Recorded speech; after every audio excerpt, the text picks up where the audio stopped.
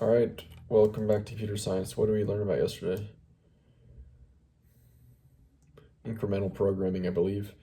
So incremental programming is starting with a really simplified version of the program and slowly adding piece by piece, part by part to that, just so that you can basically minimize the amount of bugs you're fixing at a time. Like if you try to build the whole thing at once and then you run it and there's like a bunch of bugs, that can be really complex to fix rather than just build a small piece, debug it, build the next small piece, debug it.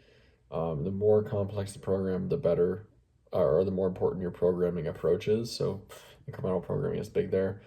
Fix me comment is a comment to basically be like when you're building out incrementally and you know there's like, here's another thing I need to add later. You say fix me and then you put the little note on what needs to be added later. In a big group, like a multi-person program project, it can include the name and date of the person who put it there, just so whoever wants to go fix it can consult with that person if there's any clarification that needs to be had. I think that's basically everything, right? We started the next unit as well. What was the next unit? Break and continue, I believe. These are statements that you place within a loop, and break will instantly exit a loop. Yeah, I think that's all we got to yesterday. Okay. Incremental programming.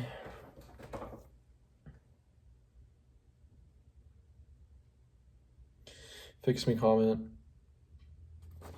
And then break a statement in a loop that causes the loop to exit immediately. Okay, good. So I'm gonna continue learning and I'll be back to recall what I learned in a little bit. All right, guys, I just finished up on the break and continue unit. And so continue is very similar to break, but it's actually kind of the opposite. It's a statement though, just like break, that's within a loop, just like break. But however, if continue is ever reached within a loop, then continue, what it does is jump right back up all the way to the header of the while loop. So back all the way to the top, basically restarting the next iteration, or starting the next iteration of the loop. There's a little note. Break and continue can simplify code a lot. It can like eliminate a lot of the words you may have otherwise used.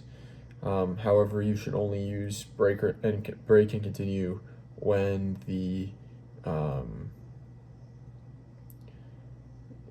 use for it is obvious to the reader, or it's easier to the Break and continue can make code simpler, but should only be used when their use is clear to the reader.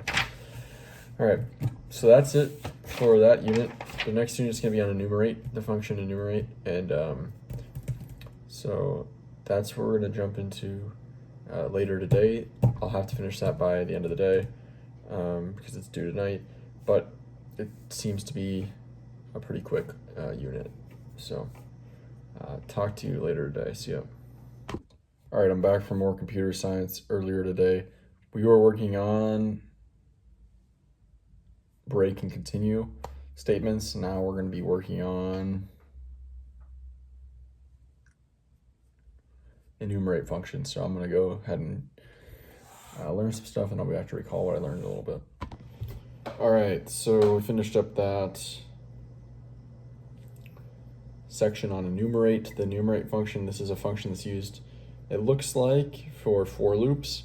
It basically, if you say for, you can say, so basically it outputs both the index and the element for when you're iterating through a list with a sequence with a for loop. So it outputs both an index and the value.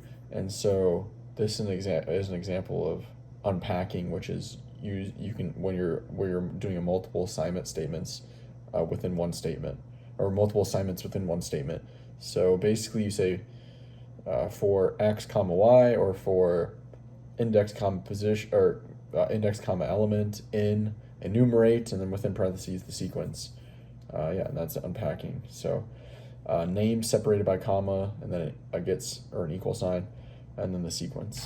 the elements within the sequence are assigned to those names. Yeah, unpacking a process that performs multiple assignments at once. So that's lecture 16 in the books for reading, and the textbook goes.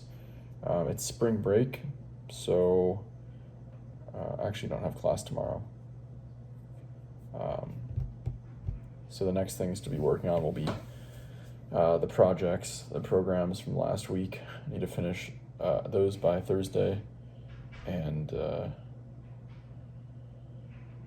yeah, other than that, it'll probably be a light week as far as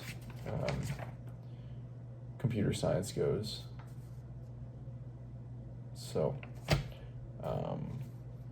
that's where I'll call it for today. I'll talk to you tomorrow. See you.